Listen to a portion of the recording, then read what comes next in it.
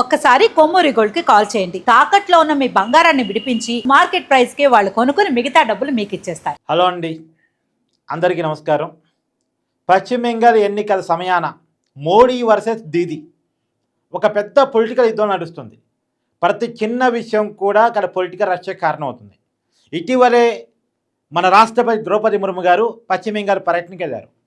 పశ్చిమ బెంగాల్ పర్యటనలో ఆమెకి ప్రోటోకాల్ దక్కటంలో, సౌకర్యాలు కల్పించడంలో పశ్చిమ బెంగాల్ ప్రభుత్వం ఫెయిల్ అయింది అనేటువంటిది ఎన్డీఏ కూటమి నాయకుల విమర్శ.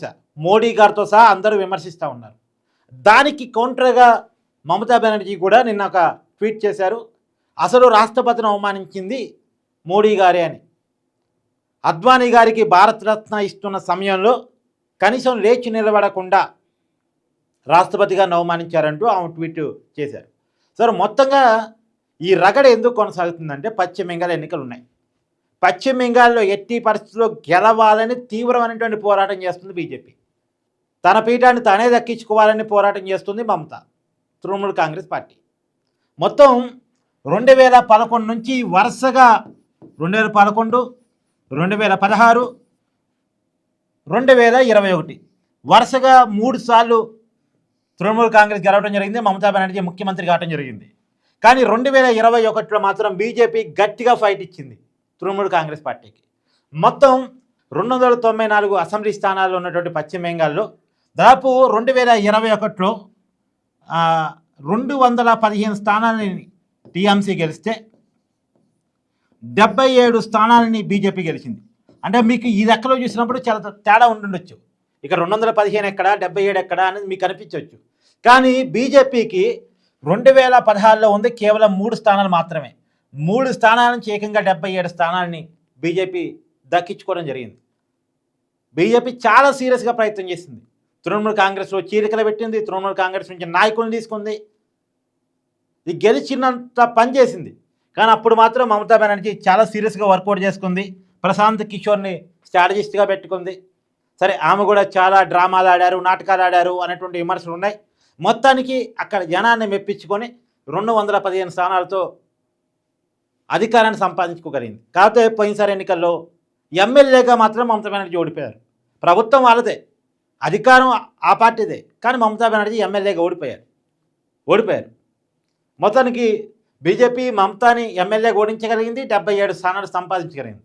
కానీ ఈసారి ఇప్పుడు జరుగుతున్నటువంటి ఎన్నికల్లో ఇప్పుడు 2026 వచ్చే నెలలో ఎన్నికల నోటిఫికేషన్ రాబోతూ ఉంది. సో ఎట్టి పరిస్థితుల్లో ఈసారి బెంగాల్ని కైవసం చేసుకోవాలని తీవ్రమైన ప్రయత్నంలో ఉంది బీజేపీ. పోయినసారి మిస్ అయ్యాం, పోయినసారి ప్రతిపక్ష స్థానాన్ని సంపాదించాం, ఈసారి అధికారాన్ని సంపాదించాలి అనేది అంటూ ఉన్నారు. దానికోసం వ్యవస్థలను కూడా గట్టిగానే వాడుకుంటుంది బీజేపీ. ఇప్పుడు వీళ్ళ కోసం పనిచేస్తున్న ఐపాక్ టీం కోసం ఈడీని వాడుతుంది.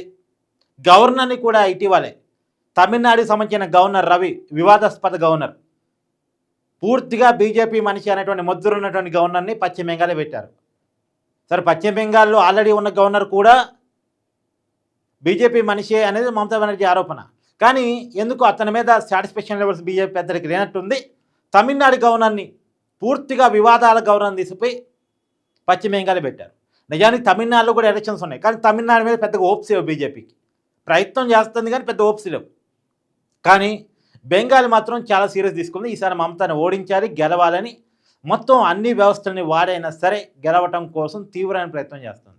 అందుకే ప్రతి చిన్న విషయాన్ని చాలా పెద్ద రచ్చగా చేస్తున్నారు. మరి ఎవరు గెలిచే అవకాశం ఉంది రియాలిటీలో అంటే ఎలక్షన్ ఎవరికి అంత ఈజీగా లేదు. మమతాను ఓడించడం అనేది అంత చిన్న విషయం కాదు. అక్కడ లోకల్ బాండింగ్తో మమతా పెనవేసుకపోయింది. మరొక కాంగ్రెస్ ప్రత్యర్థిగా ఉందనుకోండి, బీజేపీ ఈజీగా గెటన్ కాగలుగుతుంది. ప్రాంతీయ పార్టీలు బలంగా ఉన్న చోట కొద్దిగా శ్రమ పడాల్సి వస్తుంది బీజేపీ ఆ ప్రాంతీయ పార్టీని కిల్ చేయడం కోసం. ఇక్కడ మమత చాలా పెద్ద శక్తిగా ఉన్నారు, ప్రాంతీయ భావాజాలంతో పెనవేసుకుపోయి ఉన్నారు. బెంగాల్ అంటే దీది అన్నట్టుగా ఒక స్లోగన్ అక్కడ జనం చేత నమ్మించుకుని ఉన్నారు. కాబట్టి నాట్ ఎట్ ఆల్ ఈజీ. చూడాలి ఏం జరిగే అవకాశం ఉంది ఏంటి అనేటువంటి చూడాలి. ఏదేమైనా ఈసారి మాత్రం ఎలక్షన్ చాలా కీలకం కాబోతూ ఉంది. సరే, మొత్తంగా 294 అసెంబ్లీ స్థానాల్లో ఉన్నటువంటి పశ్చిమ బెంగాల్లో ఎవరు గెలిచే అవకాశం ఉంటుంది అనేది రాబోయే కాలంలో చూడాలి.